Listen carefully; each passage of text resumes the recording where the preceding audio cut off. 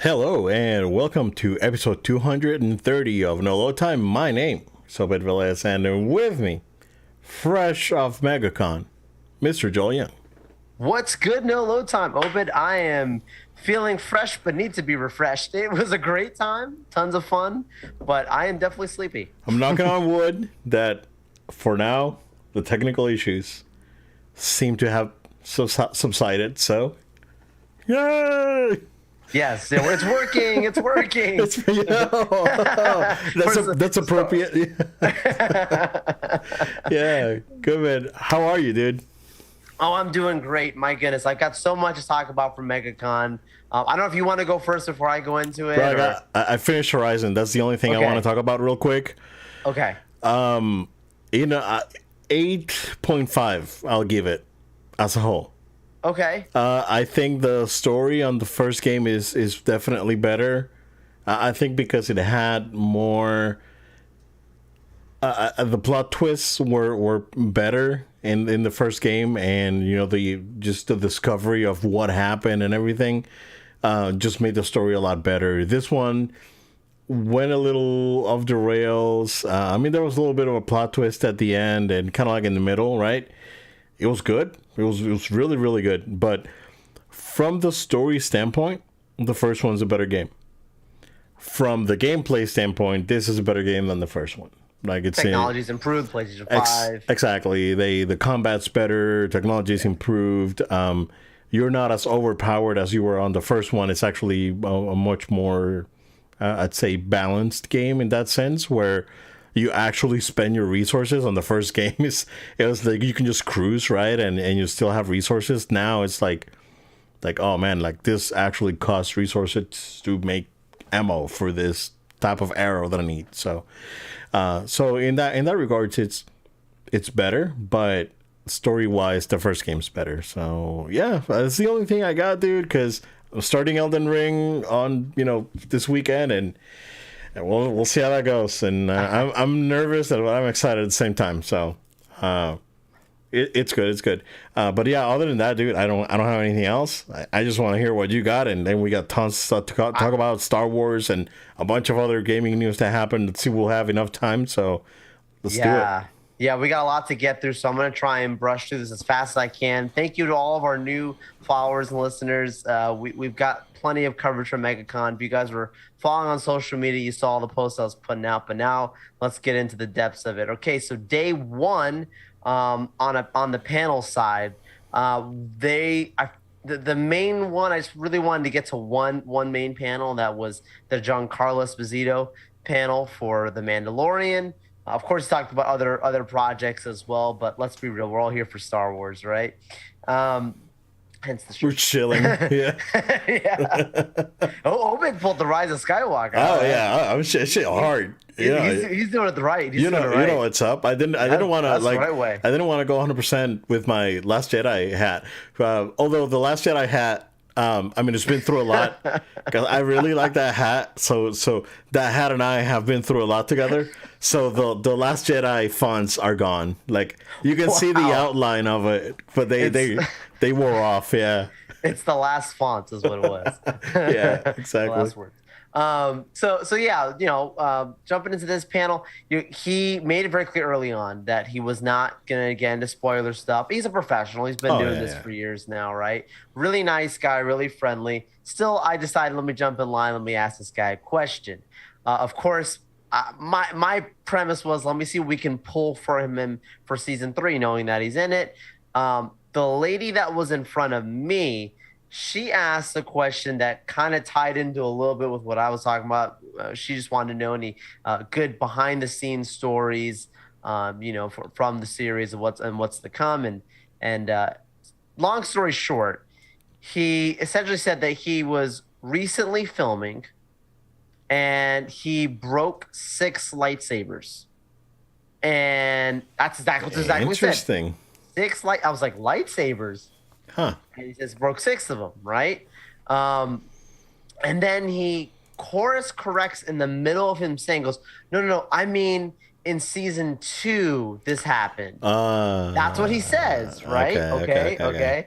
But then he says, when I was filming recently and I was working, Dave Filoni, I had this idea for something and I have to bounce it off Dave Filoni. And Dave Filoni's always walking his dog on set, so it's like hard to find him. When he finally finds him, he says that Dave makes a joke with him. He goes, "Why are we listening to you? Aren't you the guy that broke the 6 lightsabers the other day?" No, every time he keeps saying this as if he's referring to when he was just recently filming. He's not talking about this as if scene 2 until the one moment he course corrects. So then when I come up next, ask my question, and I ask, look, I said, in season 2, when you have that fight with Mando, you're wielding the Darksaber pretty well. We see in the Book of Boba Fett, that Mando has his struggles, wielding the Darksaber, right? It's something that he's got to learn how to use, and it's heavy, and there's some force connectivity behind that, right? But when he's wielding it, it's not saying that's easy, but he looks to be more comfortable, more experienced. And then I said, is there a future where we'll see you, fighting again with a saber or an artifact of some kind? And he goes, I can't spoil nothing. I can't say anything. The only thing I'll be wielding, he said, was like me like throwing a pickup truck or something like out of my some silly joke he made, right? But then he goes on to say afterwards, so I sit back down, right? And then he goes back to your question. He points directly at me and he goes, so yeah, I do, have a lot of, experience, with obviously with fighting. And I know that there's some really cool stuff they got planned and you'll just have to wait and see. And that was it. So, I mean, I don't want to speculate too much, but I will say, if you find out that he's wielding any weapons, don't be surprised because we talked about it here first on the show. Oh, there we go. All right. Talking about day 2 now. That was a really nice day because that was more of a full day. First things first was Kevin Conroy. So his panel was really fun. He gave some really nice behind the scenes story time stuff. After Conroy, gosh, who was it that I had after Conroy? I'm telling you, man, like when I tell you that it was such a packed days, like it was insane. So yeah, after Conroy, I had some stuff in the evening. I had the Clone Wars panel that I wanted to go out to. So that was pretty cool having Ashley X, Matt Lauder. I forget the gentleman's name that did the voice of James, I want to say, did the voice of Obi-Wan Kenobi. Okay, right. Yeah. So cool because he did the voice also for Ratchet and Clank. I didn't realize that at first. So he's a pretty big deal in it. They didn't give too much crazy insight, so I'll skip past that. But then going into Saturday, the 2 that I did on the day was Troy Baker and Sean Ashton. And Sean Ashton was the first one I did. And he gave some wonderful stories about behind the scenes with Lord of the Rings and how they talked about Stranger Things and the future of Lord of the Rings as a whole. And he seemed he seems like a very nice man, like a very friendly guy. It seems like a nice dude, yeah. Yeah, like the kind of guy you would hang out with, like even if he wasn't in this stuff, like just a nice person. Yeah. He commented on, of course, the new series and he was saying there's no way they're going to mess this up. He's like, it's been 20 years. And then he said he got to see an extended preview for it, actually, for the new Amazon series. And he's like, it's insanely good. Like the technology wow. and the progression that they're doing. Like it for him, it's basically, he was hyping up saying like, it's hard to see this thing fail because for him, he gives it its blessing. It looks great, which is nice to see. Right. Because on that same day, Obed, I went to what was supposed to be a Frank Miller panel. And unfortunately, Frank was supposed to be live doing art in front of us, which is a pretty huge deal. Unfortunately, Frank's flight got canceled.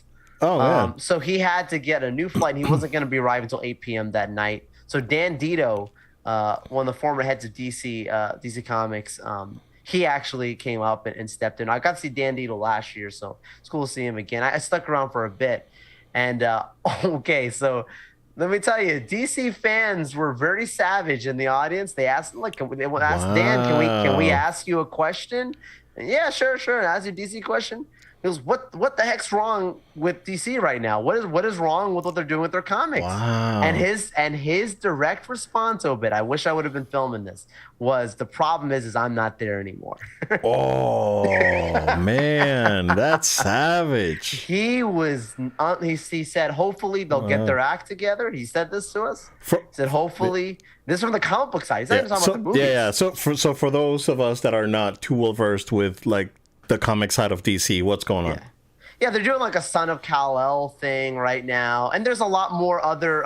They're doing a lot with variant covers, which has been very controversial. He was saying that that's something that Frank Miller's is saying that we're getting away from that, right? There's a lot of. I want to be careful how I say this. A lot of social justice focus on some of the things they're doing, and I'm not against, of course. Having an inclusive and respectful and I get that, right? I'm not coming against that, but it's too on the nose. Put it this way: if you watch the Superman and Lois show at all, and you see the stuff they're doing there, where you're like, this is Superman, like the Superman. That's the kind of stuff they're doing with Superman right now. Like it's very and with his family and his son, and it's very strange. That was pretty intense. He started roasting. He started roasting Amazon. I mean, Dan was just on a roll. You know, instead of roasting Netflix, it just really was. I mean, he started going off on tangents. So it was pretty crazy to see Dan Dito unhinged because I didn't see him like that before.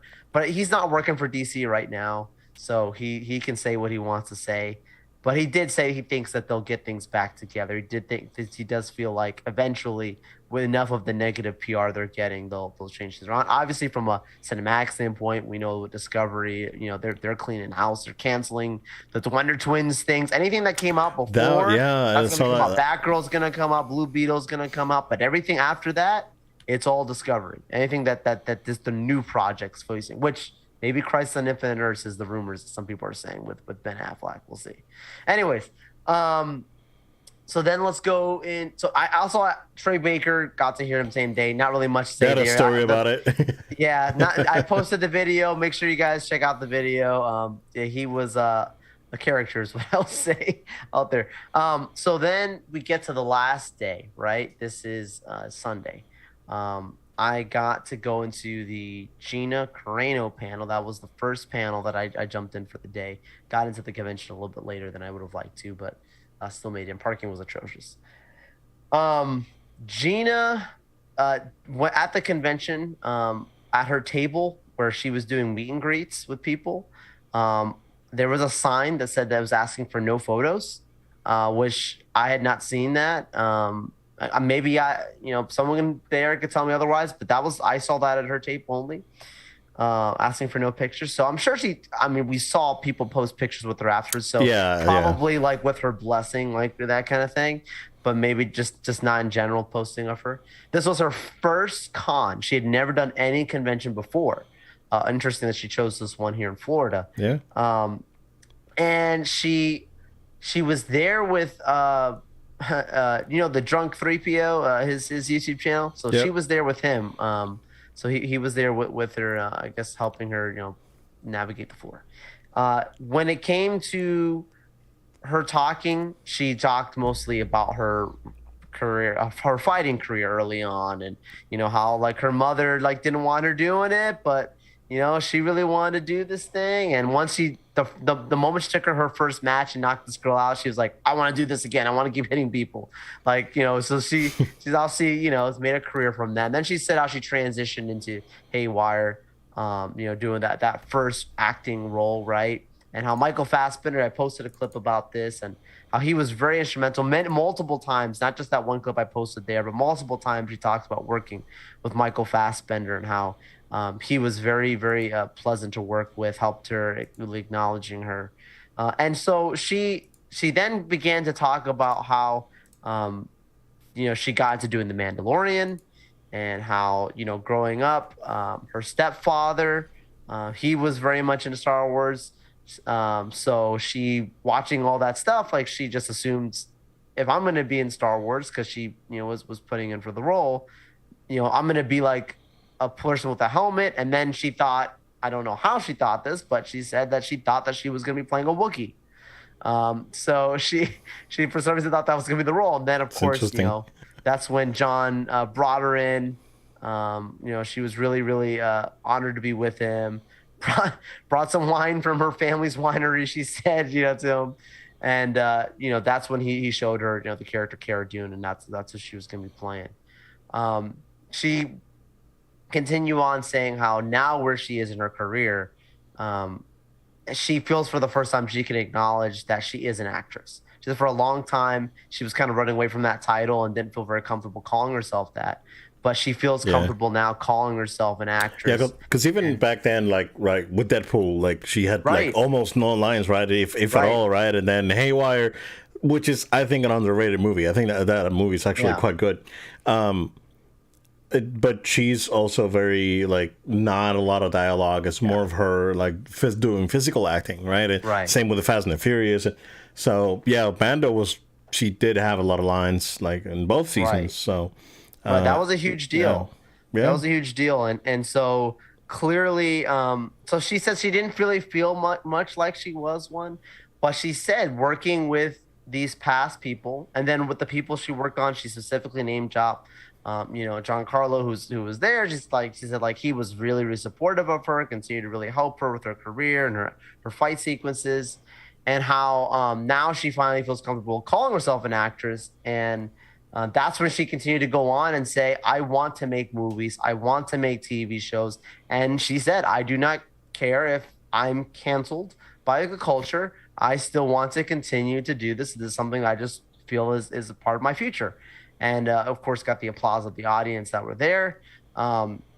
She talked about how she, met with Ben Shapiro about, doing future projects together and how he reached out to her. And that's, some of the projects she's working on now. So she is still working in the media space and just doing now more of her own projects that she's creating herself.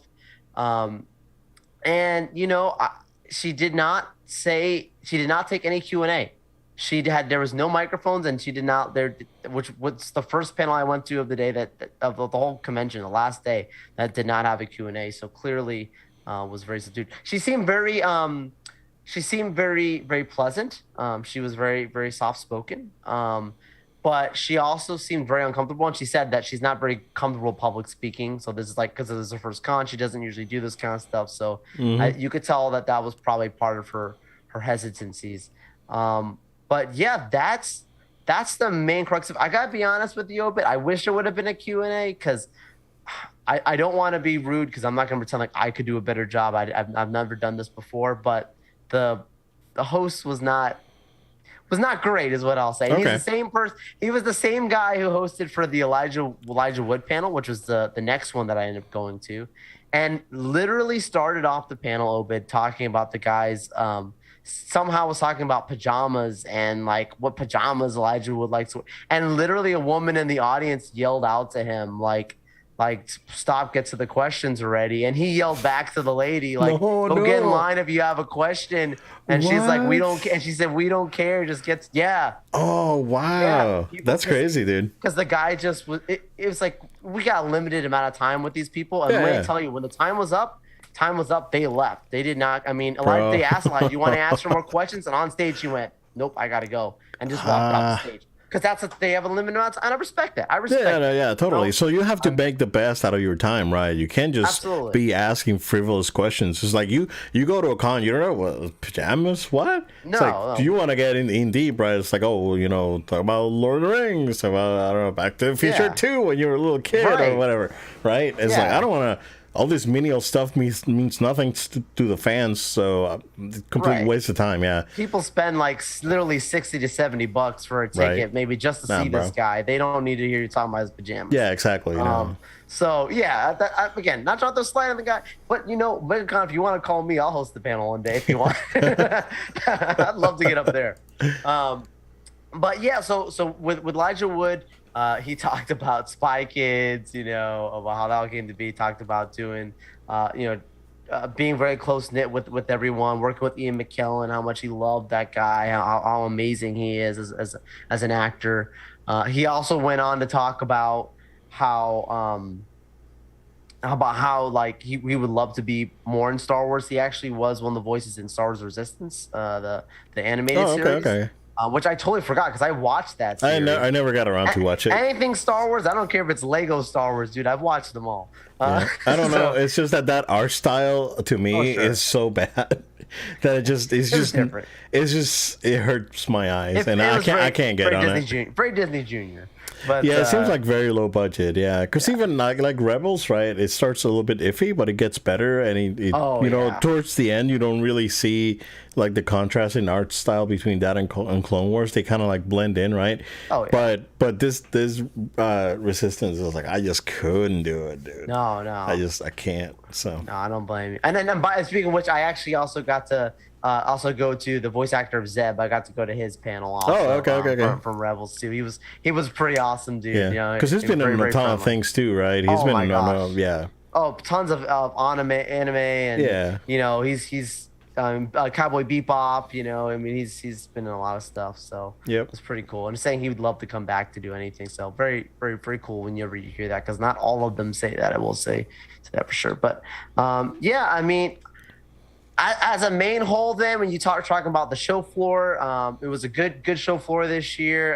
They had this thing called the What's Not app. I'm trying to get that footage uploaded. I was having some problem with it, but I was literally put as a human crane to go in. They blindfolded us, put you up on this thing, and hoisted you down into a pit. You couldn't see, and you just grab something and come back up, and it was a crazy thing. I ended up winning. Where is it? Right here.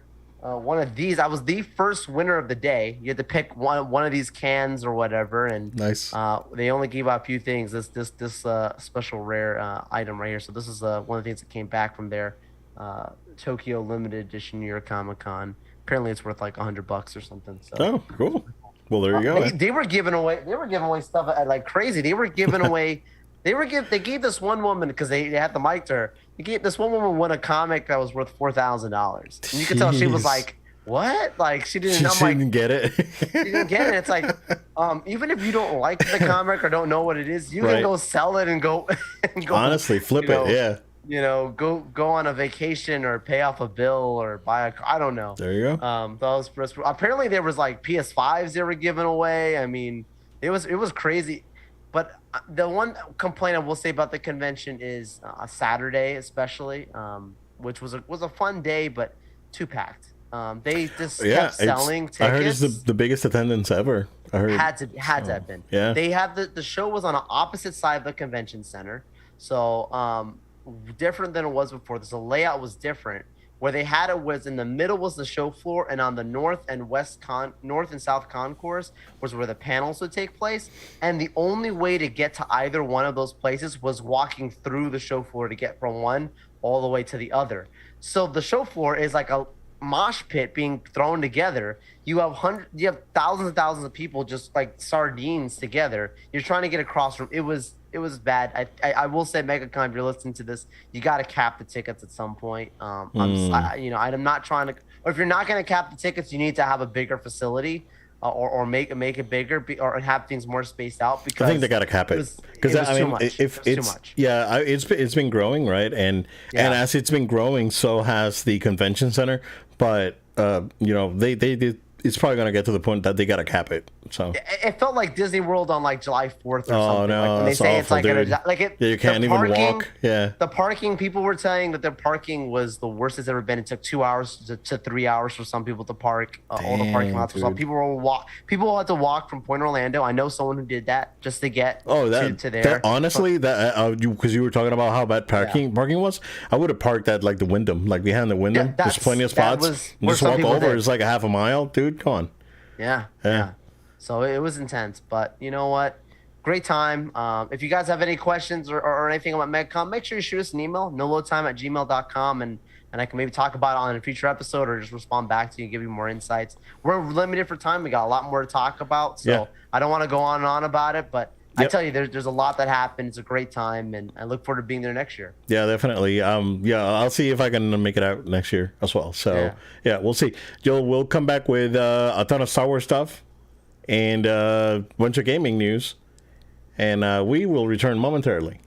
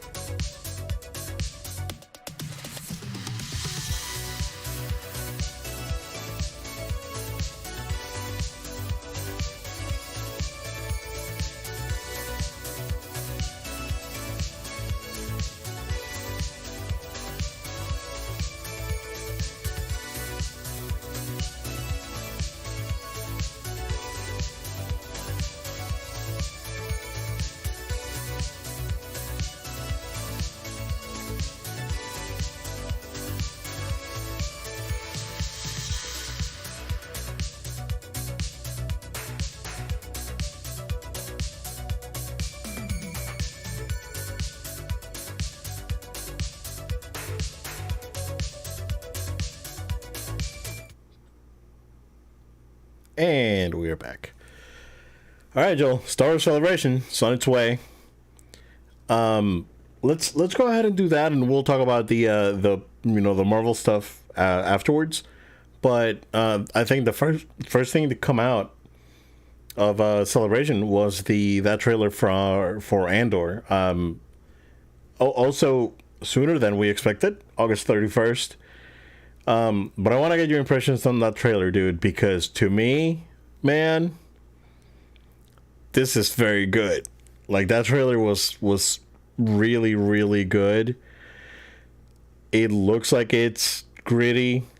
It looks it's going to be tough. It looks like it's not going to be, your typical Star Wars thing. It's going to be a lot more political. It's going to be a lot more, this is like the crappy stuff that the Empire was doing, and also how the rebels had to like crawl through the mud to make it where they are. Yeah, it looks fantastic. Like, the shots are really good. Great to see clone troopers. So we're guessing that's like closer, kind of like a Bad Batch thing, right? Where it's like they're transitioning into stormtroopers, but there's still some clones left. I watched the theory breakdown just a few minutes before we came on air, and he says he spotted Cal Kestis. So maybe this is where he comes in. Maybe he'll get introduced in Obi-Wan, and then we'll get like a, more of him in Andor. So yeah, we'll see where that stuff ends up being. But man, like, visually, the sound design that they chose for this trailer was also phenomenal. I have no negatives, dude. Like, honestly, this looks gritty. It looks like what Star Wars should have been, like the new stuff. So yeah, again, Rogue One, it's up there with ESB for me. So I don't, there's no way for me personally. There's no way going around it, right? It's like Rogue One is the best thing out of the Disney Star Wars. Oh, right? Yeah. Like, even Mando and all that included. I guess we'll see what happens with Obi-Wan. We're just a few hours away. I probably won't get to it until tomorrow night. So if you actually get to watch it before me, don't text me. Don't do anything. But yeah, what do you think, dude? Because this was, to me, looked phenomenal. Yeah, I've been very critical of the idea of this show. I've said before that this was like how Boba Fett was, where it's not that it's not a character I don't like. I do like Andor, I do like Boba Fett, but it's not the show I asked for, right? Like, I would have. There's other characters I probably would have wanted to have seen first. With all that getting out of the way, this looks phenomenal. I mean, like, I can't wait for this show to come out. If I would have not known that it was a show and you started that, I would have thought this was a movie. Yeah. The way that trailer, the music being synced, and the beautiful shots, the special effects we already see. That one moment almost looked like was that like the transition, I guess, of the army, the clone army or something? That one shot. It looks like they're still because we're probably gonna get to see Andor when he was 6 years old, right? Right. And what we could think is at that time still clone troopers taking over some areas of the galaxy, because they gotta use whatever clone troopers they have left, whichever ones didn't malfunction and still operational, like we saw in Bad Batch. So could we see the Bad Batch in this show, dude? I think so. I think you could. Yeah. I think you could, or at least one of them, maybe even. Yeah. But yeah, I that was one of the things that stood out to me right in the trailer. Of course, you get the Mon Mothma, really cool time. I love the cuts of showing almost like everyone's taking notice. It almost seems as if everybody's having their response to this is what a rebellion starting looks like. They've had enough. They've been pushed around. You're saying in the dirt, and then at the end you see they're finally standing up to the oppression, right, that they're facing. So it's gonna be. I feel like it's gonna be a very very profound, very powerful show. Now, no Vader, none of that kind of stuff.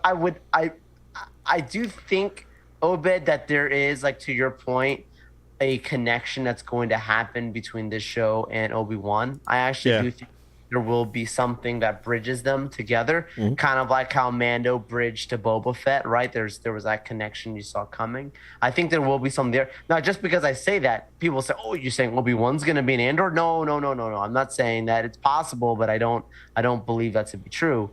But a character like Cal Kestis, I could see being the bridge between them. But there's so much speculation. We're going to have to talk about it more. Great trailer. I like it. I'm a fan. Yeah. August 16th? Yeah, 31st. 31st, yeah. Yep. So, I'm in, for sure. Yeah. We got a trailer for Willow. Yeah. That was interesting. Yeah. It looked good. Yeah. That's a movie I haven't seen. Well, that's a name I have not heard in a long time. I probably watched the movie maybe twice when I was a kid, dude, because it came out in '88, and I remember watching it. I must have been 9-10 years old. Watched it a couple times and enjoyed it. Not the same. I mean, the tone's different, right? It's more of an 80s, kids sort of like fantasy adventure. Back then, now it's a little bit more serious, but at the same time, it still looks good. It visually looks great. Some of the, of course, Warwick Davis is back, and then some of the original actors are back. Fortunately, Val Kilmer's not going to be back, which, last we heard, he's not really doing too well with. I was going to say something, but I don't know if I'm still technically under embargo for that movie. Oh, you're not, dude. The movie's out, bro. You're good to go, dude. Yeah. You're good to go. Well, spoilers, guys, but you'll see very soon for a movie that comes out tomorrow when you see the scene. It's super obvious in the trailer that Iceman dies in the movie because he's sick. It's very obvious. It's super obvious, dude. And yeah. So that's like it's super obvious, and we know, right, that they're probably going to do it as like a homage to, and his last hurrah almost. But I think a couple weeks ago they said that he is unable to speak anymore. Like he's like lost his voice completely. Oh, so I'm not surprised by that. Like if you see him, it's not good. Yeah, no, he's in rough shape. So we wish him the best, and asking for a recovery at this point, it's not that it would be nonsensical, right? But it would be out of touch. But we do wish him the best. Yeah, exactly. So. Sensitive. Yeah, exactly. Yeah, but Willow, it's coming. Disney Plus again. I mean, at this point, and we'll talk about it in a future Disney Plus show. Generally speaking, Disney Plus has had some very decent, I think, safe understanding. Personally, Obed, I've enjoyed their stuff more than I like the Netflix stuff right now. I'm so sorry. Far, And that's not just because it's Marvel or Star Wars. I mean, I've watched some of the other originals. I watched Sneakerella the other day, dude. I watched that, dude. I was like, why not? I'm like, look, there's the stuff that Netflix is doing right now, man. Next time I see you, you're gonna have to forfeit your mango. Look, guys, I watch all kinds of stuff. Classics, action. Well, classics comedy. is different, right? But I'm not gonna go out of my way and watch Sneakerella. I'm just saying, when the new options that came out is on Netflix is the Expectant Husband or Sneakerella. Well, it's like, you put it on while you're washing the dishes, and that's what it is. If you ask me, right, I'm in a position where, like, come November until the second week in January or first week in January, it's basically Hallmark holiday movies, dude. Oh man, those are all the same. 24/7, and up in here, and I don't watch TV. Like, I don't watch like actual TV, right? Like a TV show. I don't watch TV. I may watch like I don't know, like Kitchen Nightmares, because I love Gordon Ramsay and he's great. So, but other than that, I really don't go out of my way to watch any TV shows. All the media that I consume is from online. It's either streaming or YouTube. So. And it's what it is. So I have cable. Like, it's crazy. It's like I have to spend $100-some in cable just because the wife watches TV, and I don't need. And it's basically for the lady. So I don't partake. But I'm around where all those Hallmark stuff's happening. Yeah, the point being is, I think streaming is having they've been having some quality problems recently, and you're seeing some of them take a hits. Yeah. And there's a lot of shows being canceled, moved around. But Disney, like a day today, when you've got primarily, that was the thing, was that at Star Wars Celebration at the Lucasfilm Studio panel, they only gave updates for Disney Plus shows, and the one movie they talked about was the Indiana Jones. They had Harrison Ford come out on stage and talk about Indiana Jones. People were pretty mad about that, Obed. People were mad because they're like, we thought at this Lucasfilm Studio panel you would give us Taika's project or Patty Jenkins or something. Nah. I mean, it's been 3 years. It's been 3 years since the last celebration, and all we get is shows we already knew were coming. Yeah. Aside from the name now for, what was the one with Jude Law that got Skeleton Crew or something like that? Skeleton Crew. That's the only one, which is John Watts' project, which now that clarifies the Doctor Strange stuff that I was talking about, where I said, maybe he quit doing Fantastic Four because of what happened in Doctor Strange. Well, no, that's clearly not the case, because the man got offered Star Wars, and I would choose Star Wars over Marvel myself. Yeah, you gotta take Star Wars. Yeah. They're both. It's like picking your favorite child, right? They're both precious, right? But Star Wars is the first love. Yeah. Star Wars is the first. Yeah. I mean, it depends. I mean, it's some people that were on it before Star Wars, dude. It's like, I know. Yeah, like early Gen Xers that were into like Spidey and X-Men 100%. And all that. So yeah. 100%. But it's a personal. No. I totally agree, and I'm with you on that one, dude. Like they, me offered between choosing the two, I would choose Star Wars. But if you're with Disney, you get them all. So yeah, true. Yeah, we're like you said, we're not under NDA, so we can opinionate. But yeah, so far it's been kind of quiet. Like, we've gotten. Those couple of announcements, Skeleton Crew and whatnot, and then I saw when John and Dave came out on show. I was watching the stream, right, and I saw when they came on, and they, they're really talking about how, they're moving forward with some of the stuff that's coming out next year, like Ahsoka. It's gonna be like lore heavy and. They're trying to bridge. They're going to try and do with Ahsoka what the trilogy failed to do, and that was the proper way to do it. Like, they didn't mean it that way, right? They didn't say it that way, but that's how I took it. Yeah. So, Well, did you catch? They moved the Mandalorian next year. Yeah, it's February. Yeah, February of 2023. So it's Mando and then Ahsoka. So whatever happens in Mando, dude, something's gonna happen there. That's gonna, we're gonna come back in Ahsoka and get from there. So yeah. Did you see any of the leaks, the image leaks from what they showed of Mando in the panel? I did not. I did see a small leak for Obi-Wan. Okay. But I saw something and I was like, Alt F4. Well, I don't like to see anything. So yeah. No, that's good. That's good. No, so that was another one of the complaints, right, for a lot of people, that this is the first year, like, okay, they're back, and then they do the gatekeeping where they don't allow this panel to be streamed, which is not the case at previous celebrations. Usually the main stage itself is always streamed. So that panel not being streamed is kind of strange. And they're like, oh, we're going to make it only for people inside. And then the people who made it to the convention weren't even guaranteed, because apparently they did a lottery system for people who could even attend it. So people were very furious because some people camp out, whatever, and don't even get to go. Yeah. That's a little problematic. So hopefully they figure that out. They did stream the Emperor panel, an audience with the Emperor afterwards, which was cool. But with Ian McDermott. But the image and the tease, the only thing that I've read is that there's this a moment you get where essentially Mando is with Grogu coming into what looks like the ruins of Mandalore in some kind of palace-looking thing, and Bo-Katan is sitting on the throne, and she says to Grogu something along the lines of, "You didn't think that your father was the only Mandalorian, right?" Or something like joking like that, like I'm a Mandalorian too. So,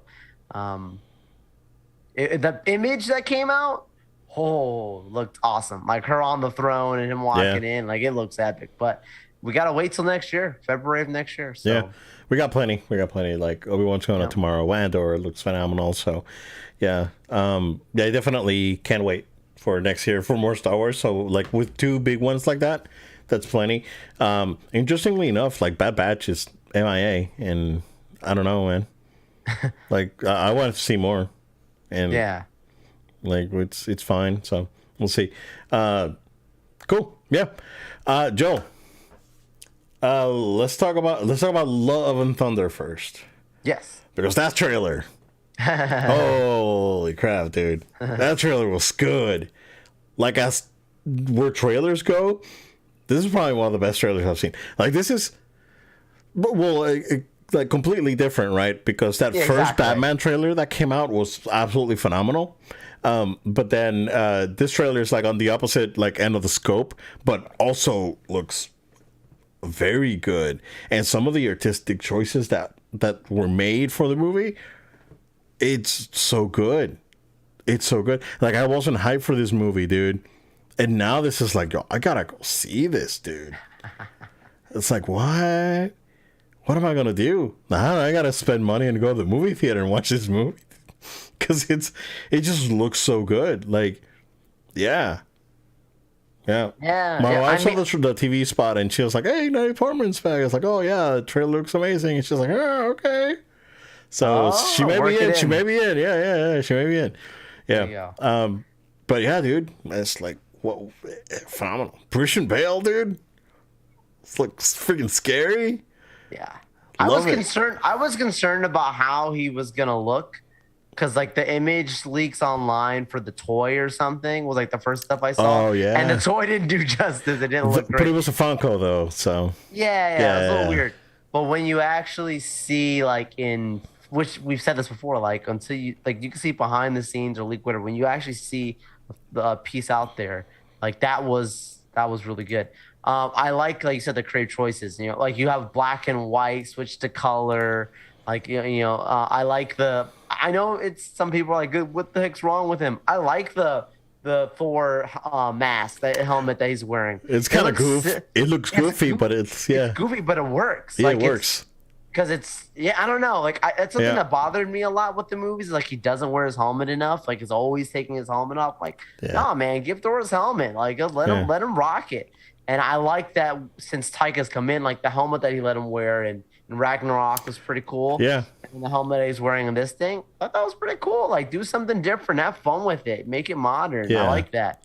I love the whole inclusion of the Guardians. Obviously, that's going to be something pretty cool to watch. I do get a little concerned that's going to be too goofy, right? Like, I don't want more, because that's something that they've done before with Thor stuff, where like you can have your jokes just fine, but when it like goes too kooky. But I don't think that's going to be. I don't expect that to be a problem. I'm saying it could be, right? But overall, look forward to watching it. Yeah, it looks really good, man. Yeah. Like I say, I'm really impressed with like some of the choices they made for this movie. It's just like, it's and it looks like it's gonna be funny as heck, dude. Because there's looks out there. I think it's gonna be like a really good mixture of serious stuff, right? Because like someone's gonna get got with gore, right? Like we know, but at the same time, we know we see that the movie's a lot more lighthearted. Will we see Loki? More than likely. So that'd be cool. That'd be cool. It's like, hey, I thought you were dead. It's like, kinda, but another one of me. This thing's messed up. Let's see if we can clean this mess. Yeah, dude. We can probably see it. That would be cool. That would be cool for sure. So, very good stuff. All right, let's talk about She-Shrek. Okay, it looks good. Right, and I'm hoping that the CG is not final. That's the issue. That's the main issue. That's the main problem, right? Because I think it looks good, and it looks funny, and it looks like it's going to be a different show, not what everyone's expecting. Which is like the comics. The comics is like that, right? It's different from the whole like Avengers thing happening, right? But I think that the CG still needs a little bit of work. I don't know. I wouldn't say a little bit. I'd say a lot. Yeah. I'm being reasonable. I know. I think like even just especially like the hair, right? Like the way the hair and the face. That's where I think it stands out, where it looks very unreal. I think the hair is the one that really throws you off. Yeah, I know they can fix that. They can change. I'm not saying it could be completely altered, but there's got to be some stuff that could be done there, because we've seen it done before, right? Like it wouldn't be the first time. Like you mentioned, it did come off a little Shrekky because of the animation, and that's not what you want it to be known for. But which is weird, because the banner stuff looks really good. Well, I mean, considering that they already had the model, they already had a model, right? But but when the banner's on, it looks great, right? And Abomination looks good because we saw him in Shang-Chi.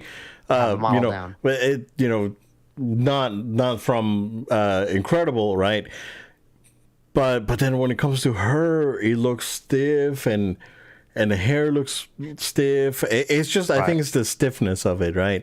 I mean, this thing's a couple months away, right? So it was like end of July or August, beginning of August. Let's see. I think it's July. Let me double check. That's a good question.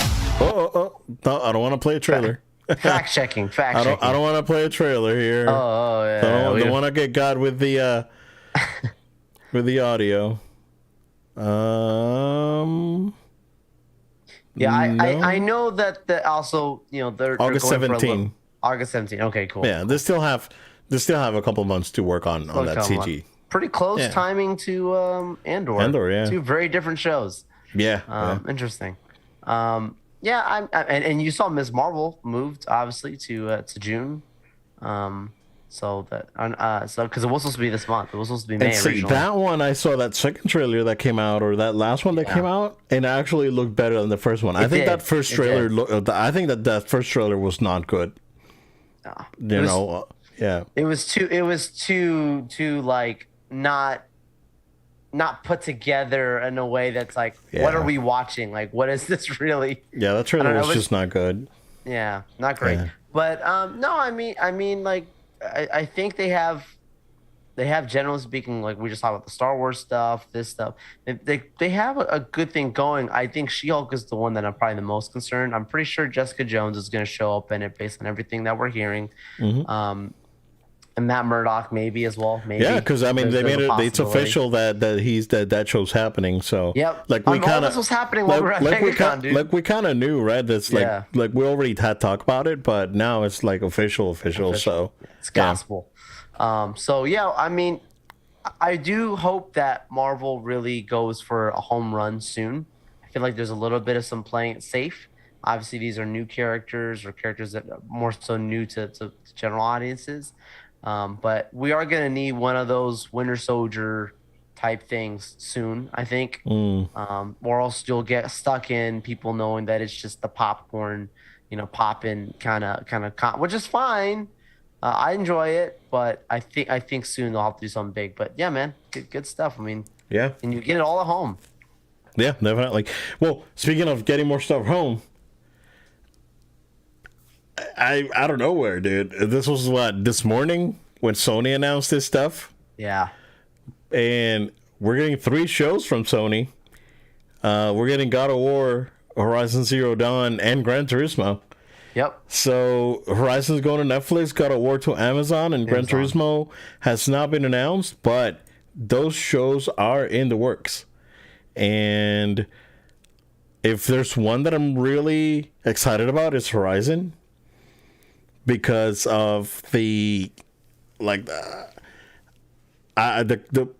mechanical design, I really want to see that like on film, right? And they, I think again the story on the first game, if they said it's Zero Dawn, right? So just going and doing the story on that first game, that would be, and you can even start like you can get like a couple seasons easy on that game because there's like stopping points. And like the story in that game is really well thought out. That's why I knocked a whole point out of Forbidden West, because like the story, like on Forbidden West, there's like stuff happening at the beginning of the game, and then I finished the game. I was like, what happened with that thing? Like at the beginning, that they were trying to fix, and it never got addressed. Like after a certain point, so. Yeah, getting Zero Dawn and actually exploring it, fantastic. God of War, where do we start on that, dude? It's like, do we start at the first one? Do we start at the PSP games and the no? No, don't do it. Start at the first one. Him sleeping in the ship, and then the Hydra happening, right? Like start there, dude. Yeah, I don't think they'll go with the I guess the outdated like stuff that Kratos did. I mean, they'll imply it. They'll probably imply it, but yeah. I also have to say, like, I don't think any of us should be expecting them to be making carbon copies. Like, I think they'll take moments that will be like a homage, but I feel like expect very original like stuff. Because if it's a series, not a movie, like that's when you start getting a lot of fillers. I just finished watching Halo. Ooh. They got a lot they need to fix. I'm not even a big Halo guy. Dude, there's a lot they need to fix on that show. Have you seen pictures for The Last of Us? Like some of the pictures that have gotten out there? No? No. Good? So, okay. It looks good. Troy Baker did I'm mention scared, that dude. Like, I'm scared to watch that show and actually, like, break down. Because, you picture it, right? You play the game, right? Yeah. But then you watch it with, like, real actors, like, properly emoting. It's going to be gut-wrenching, dude. Well, that's the thing. Troy Baker, he was saying that, like, please go watch it with an open mind. He's like, don't expect it to be the exact same. Like, the stuff these guys have gone through with COVID and all these things is, like, they really fought to make this project. Like, it's not been easy. So give it support. I mean, we'll see. It looks good. It looks good. Like, I'll watch it for sure, dude, because it looks good. Gran Turismo, on the other hand, that's interesting, right? Because that would be cool. It's like, hey, you get this like newbie racer, right? Starting, it's like, hey, it's like, I'm a street racer, and then it's like, hey, you're talented. Why don't you just try it on the real track? And then you go from there, starting in like the lower circuits and getting all the way up to like GT circuits, and have like drama pit stop thing and all that. Yeah, it could work. It could work. Yeah. Yeah. Have you seen the Need for Speed movie? I have not. No. Ever watched that? No. I think it's on HBO, right? HBO Max. Yeah, one of those. Yeah. Yeah. It was. All right. They had moments that were cool, Okay. but it was very fast. It was very like Baby Fast and Furious. So Okay. Yeah. Well, I mean, Fast and the Furious is not like it was Baby back in the up until the fourth one. Then it got off the rails after that. So yeah. After the sixth one. But yeah. Yeah. But I'm looking forward to whatever I try to do. It's gonna be interesting. There's a lot of stuff now.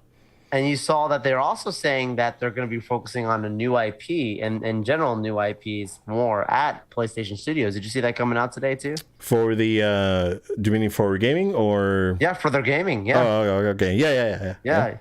But that's gonna be I love that. Yeah. I mean, like they gotta move. Yeah, they gotta move. Like again, Horizon ends on like a not as big as a cliffhanger as on the first one, but it does have a little bit of a cliffhanger there.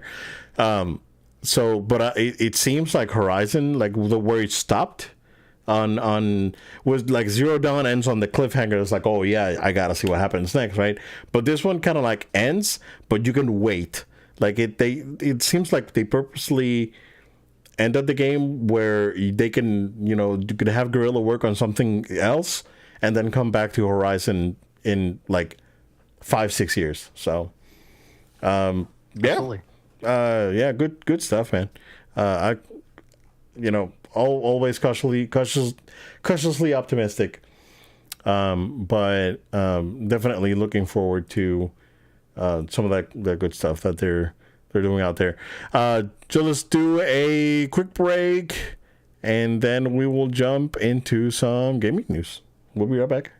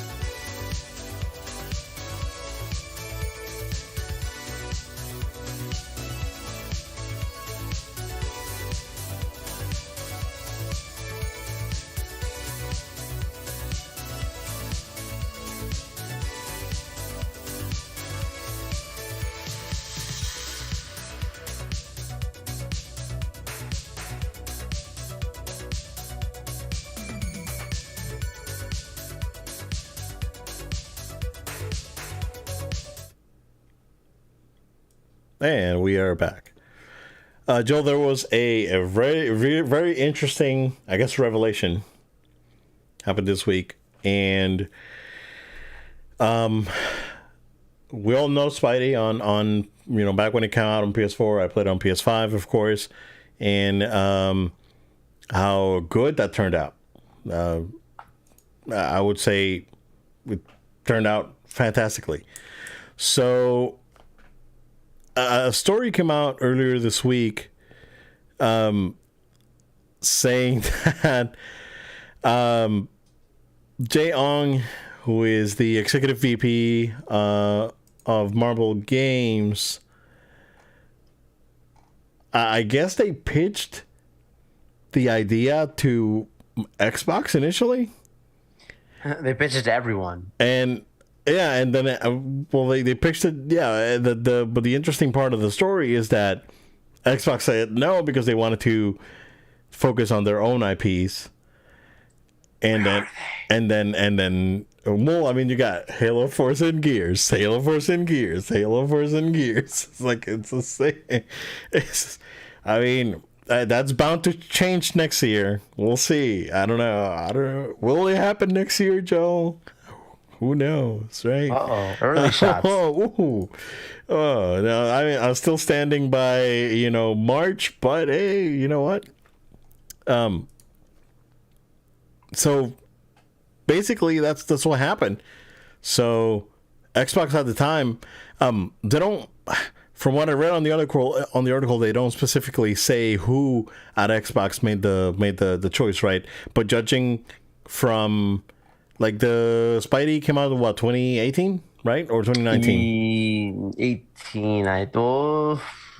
I think it was like late. I think it was 18. I think it was like late 2019, like October 2019 or something. 2018, yeah. Probably. I don't know. Yeah, fact check it. Let me know. 2018. Okay. September 7th, 2018. Okay. Say the game took 4 or 5 years. It could have been Don Matrick. Let's said no. Back then, dude. And then that's crazy. That's crazy, right? When you think about it, dude, it's nuts. Like, Xbox, my gosh. like Xbox is, it's like, kudos to you for, really fixing your stuff. Cause man, talk about, pay the price for the lack of vision. So apparently it sold 3.3 million copies in its first 3 days. Spidey? Yeah. Over 20 million units have been sold. Yeah, Spidey that was really in 2020. Well. So, I mean, this is crazy. Played it really well. I mean, it had a second win with Miles. So yeah, Miles beat it out pretty fast as well when it came back out. So yeah, I mean, clearly both are. They could have had that. That could have been done. Definitely, yeah, definitely. And Oben, if that game came out on an Xbox, I'm just saying. Yeah. History might have been different. Yeah, bro. For myself. That's a what if episode right there. That's good. What if? That's good. Microsoft said yes. Wow. Yeah, that's good, Joel. That's good. Hey, you know what? In the multiverse, there are many opportunities. Yeah. So it must have been, because the Amazing Spider-Man 2 came out in 2014, the game, right? And the movie too, if I'm not wrong. Yeah. So they must have pitched the game like right after. So Don Matrick was still around. So he must have been him, dude. That's crazy. That's crazy. That is offensive. I mean, that's slap in the face, right? Like, it's only Spider-Man, right? I know, right? It's only Spider-Man. But I think at the end of the day, they could have made it for both. They could have made it for both. They could have. It didn't have to be. I think just... but at the end of the day, they just picked the right developer, though, the right studio to do it. Yeah, I think Insomniac was just perfect, right? Yeah. I think Sucker Punch would have been great too, right? Which we thought it was Sucker Punch at first because of Infamous, right?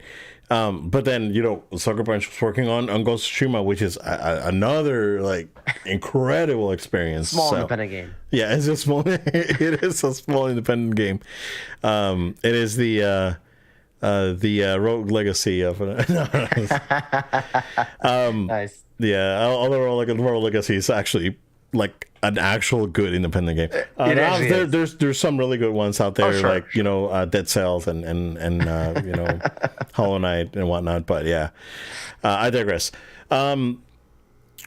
Very interesting. It was a very interesting story that came out. Not a lot to go around, but it's interesting nonetheless. So absolutely. Yep. One that's really weird, Joe. I don't know. Is Apple going to buy EA? Because we've had this story floating around this week that not only Apple is interested in buying EA. I mean, EA last week said, "Hey, we can," or was last week or 2 weeks ago. It's like, "Hey, we're open, to offers," right? This week, then it came out that Apple's interested, Disney's interested, and Amazon's interested. So, which one would you prefer? Apple. Yeah. Why? I think Amazon is going to try and get their stuff like exclusive to their stuff, their thing they're doing that I don't even care for, right? I think that Disney has a horrible track record with gaming studios, right?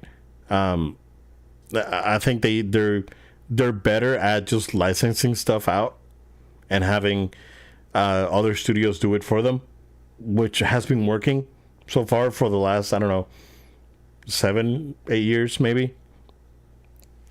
Now Apple, on the other hand, I don't think they'll take their thing to like Apple exclusive Apple TV. They're still maintain it. They have a good relationship with Disney, and I think it was more of a symbiotic relationship. So I mean, wasn't it at one point that Apple and Disney were going to be married at one point, right? Well, remember that was a discussion. No, well, the Steve Jobs was was a majority shareholder for a long time of Disney. Because of Pixar. Yeah. So later, yeah. Imagine having an Apple store at Disney World, like in the parks. Oh no, that would have been crazy. That'd be terrible, dude. It's awful off Florida Mall. It's like, just going there's a hassle. Apple store in the park, like. It's a whole other what if. Or would you buy a phone at Disney? It's like you don't go to Disney. But you only get certain phones there. That's how they do it. Like they're fake mints and stuff. Oh yeah. Do you get themed? Yeah, themes. Yeah. I don't know. They could put your purple iPhone there. They could put an accessory store, right? You need accessories. Here you go.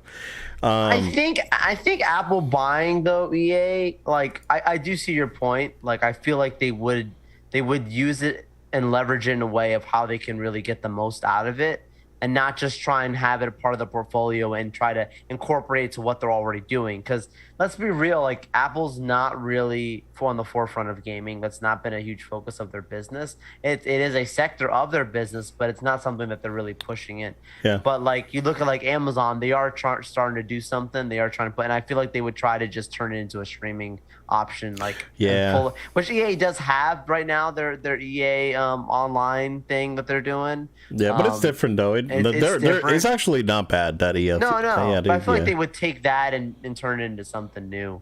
So I think from that point, and then Disney, I don't know, man. Like it's just that I don't know what's wrong with how they bought studios in the past. They've had their own internal studios, and they just don't work. I don't think this is like, bro. The way they're doing stuff right now, this is probably not gonna fly. Yeah, not a good time to do this. No, they're microtransactioning you at the park, dude. Already. It's like, you get it together with EA, bro. It's like build your own burger and each condiment costs money. Did you hear about the annual pass discount through the app? Did you hear about that now? No, what happened? You have to pull up your app and find your tickets, like linked tickets, in order to get your annual pass discounts now at the parks. You can't show your physical card because the cards they're not printing the dates on the cards anymore. So like people have to wait a long thing, pull it up, load, whatever. Well, they can still scan those tickets though. Are they just being lazy? Or why can't they just print it on the things? Like why can't they used to? Yeah, well, I mean the ticket. Why can't they print? They print it on your card every time you get a card. No, I worked at. I was a sales coordinator for tickets. Yeah. You can scan a ticket and tell you when the ticket was issued. Right. There's no. I don't know. Unless they changed something, right, and they made it worse. To me, they're trying to. It was already archaic. People are saying they're trying to discourage discounts. It's weird. I don't know. What's going on, man? I don't know, bro. And then last week, dude, I watched a couple more videos of like Tokyo Disneyland. And I was like, oh my gosh, this place is like spotless. And everything's working. Let's go. It looks phenomenal. Let's take the low time to Tokyo, Ben. Why? I would. I honestly would. Oh, dude, it's like, what the heck? I don't know. It still like baffles me, dude. Yeah. Like the state of the parks, and it's so busy. And I'm going in a couple of weeks. I'm going to Epcot in a couple of weeks. So I'll let you know. Nice. But Microtransaction. Bro, yeah, no, it's too. EA, There's too many microtransactions with Disney and EA already. It's too much. Sorry, that's pretty good. It's too much. Yeah, the thing with Amazon, Amazon was like, it's mine now. You can't have it. Disney is like, oh yeah, we'll put microtransactions on your microtransactions. Probably will use it to get the film rights to make movies based off EA games. Probably too. They probably would try and buy. We're gonna get. We're gonna get. This is gonna be like. I guess I could walk a thin line on this, but it would be like buying a ticket for an event and then getting a service fee on top of it, right? Okay. Very smart. So yeah, it could. I don't know. I don't think Disney it's ready for this burden. Apple, on the other hand, yeah, I think that's good. I think they're the better choice out of the three, honestly. Yeah. So we'll see. Joe, real quick, before we go, we have a final list for, and we're not gonna go into the controversy of like upgrades and whatnot for this thing. I don't know why people are confused, because this is pretty simple. 3 tiers is pretty specific what you get with each one. But the new PlayStation Plus, and that rolls out next month. They finally. What happens with your existing right now? Like if your thing's scheduled to expire in a year, it stays on until it expires. Yeah, no, that rolls over. It rolls over to the basic one. That's what I thought. Yeah, and then from there, when you renew. You can renew to either the basic or the exactly. But they did release a full games list, which for some reason is not coming up on my screen right now. What the heck is going on? No. Let's see. Games list. Okay. Cool. So, let's see. Come on. There we go. They're going to have the Ubisoft Plus. I don't know if you saw that, or Ubisoft Prime, or whatever they call it. Yeah. Which is cool. So basically a ton of Assassin's Creed coming out. I just want to mention a couple of things right on the games list, because we're not going to go over every game, right?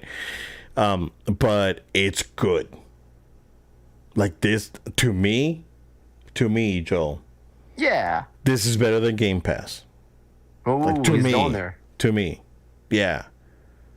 Because there's not that Game Pass doesn't have, right? Because they do have stuff that I like on Game Pass, but it's mostly third party. Like, I don't care about Halo. I don't care about Forza. I played a couple Gears and they were fun. They were fine, right? To me, like this, and I'm talking about the middle tier. Like, I'm not even going to like the other one, the one that has PS3 and classic games. That one to me is a little iffy. So, we'll see what happens.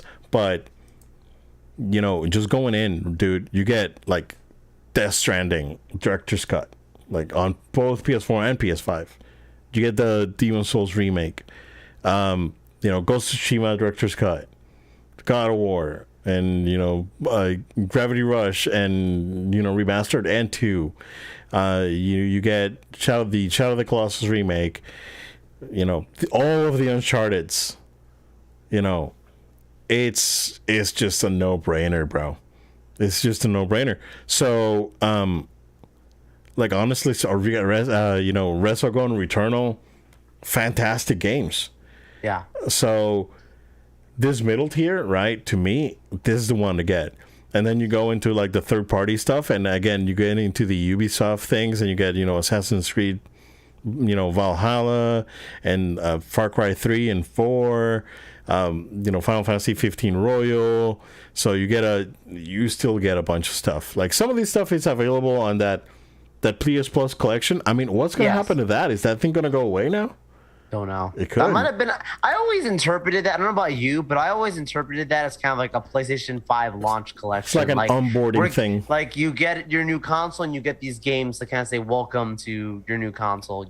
Which is great because think about it. Like you get a new machine and just you don't even have to buy a game. Just pay for that right away for a year. And you've got a bunch of stuff to start off with. You could spend that $60 or whatever there instead of picking up something new and you're fine. Yeah. So, yeah. But yeah, if that goes away, it makes so you get your 2 new games every month anyway. So it's with the regular. Yeah.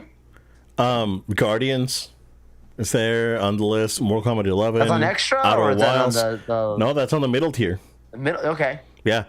So that's what I'm saying, Joel. Wow. I think this is good. This is the tier for you, sir. They're selling it to people like me. There's games that I want to play and they're giving them to me. Yeah. On the other hand, the PS1 stuff, it's like it's mostly good, right? Yeah. But it's missing stuff. Like it's missing the Resident Evils and it's missing Crash and Spyro and like it's missing like games that fundamentally should be on that list, like by default. And we all know, right, that the whole Microsoft owns them now, basically. Crash and Spyro. So, they got Tekken 2. It's fine. I would have rather have Tekken 3. That sort of thing, right? It's like it's hit and miss. It's like no Symphony of the Night. It's just missing a lot of the prime games that the PS1 had. PS2, dude. Honestly, other than the Jack games and possibly Dark Cloud, I don't whatever. Sure. And then the PS3 stuff is all over the place. It's you get the Ratchets and you get decent stuff like Infamous and Puppeteer and the original Demon's Souls, if you want to go back and play that, it's crazy. It's like 15 frames a second, and if you want to go through that. But then you get Asura's Wrath, and then for some reason you get Castlevania Lords of Shadow 2. Just throw it in there. Why DMC 3, the DMC HD collection. It's like, why on PS3, man? Then you got Insigma 2. It's like, why? Just do both of them. Why do just 2? Just do the inferior. There's got to be something there that the inferior game. I don't know. That was iffy to me, right? But that middle tier is very, very appealing for sure. Yeah. Very good. So, looking forward to getting more info. We got Days of Play going on now. I'm sure that we'll hear something from PlayStation here in a couple of weeks. We got Xbox coming up in a couple of weeks with their event. I'm sure we'll hear from PlayStation and Nintendo soon and see what their plans are. But I mean, June would have been E3, right? So that's where you got all your events now coming through. Yeah, exactly. But yeah, I think it's a solid list. Very good. That middle tier, again, very, very appealing. There's a full games list out there, right? What they put in the blog is just like, this is some of the games. But they actually put out a full list that you can actually get there. So you can see what all the games are, but bro, like that's solid. Absolutely. That's very, very solid. Absolutely, like, are you kidding me, Dan? Oh, yeah. You play all the Uncharted's, The Last of Us, and Death Stranding. Just that by itself, dude. It's and the Infamous, the ones for PS4, both are there. Yeah. Fantastic as well. So. No, good stuff. Definitely looking forward to see what they have for the rest of the year, announcement wise, and pretty good. I'm excited. It's an exciting time.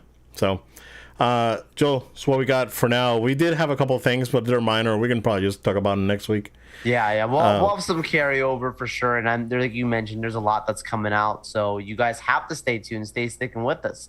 Make sure you are subscribed to the podcast on Apple, Apple Music, Google Play, SoundCloud, Spotify, Amazon. Make sure you follow us on your podcast platform of choice. Make sure you're subscribed. And also subscribe to our video version on our YouTube channel. We'd really appreciate that. We also would ask you if you would go ahead and like this video. If you want more of this kind of content, more of the coverage we got at MegaCon, go ahead and get that thumbs up. It really helps us out spreading that information out to other people. We also would ask you to write a review if you could of our podcast on podcast platforms. Write a review. Share these episodes with your friend and family. That'd be great. Also, follow us on social media at No Load Time. That's at No Load Time on Facebook, Twitter, Instagram. And guess what, guys? We're on TikTok. Oh. So go ahead and follow us there. You'll see some of the stuff I post from MegaCon. Quick recaps. I put some of those shorts also on YouTube, so you'll see those as well. And last but not least, an email. I mentioned it before. If you have any questions, comments, you wanted more, you something you want to hear about, send an email to noloadtime@gmail.com. That's noloadtime@gmail.com, and be happy to talk about it. But Obed, we got much more to talk about. Next week's gonna be a great one. Yeah, we'll get Obi-Wan next week, and again, carry over like you said, and we'll see what happens. In the meantime, you guys stay safe. We'll see you again next time.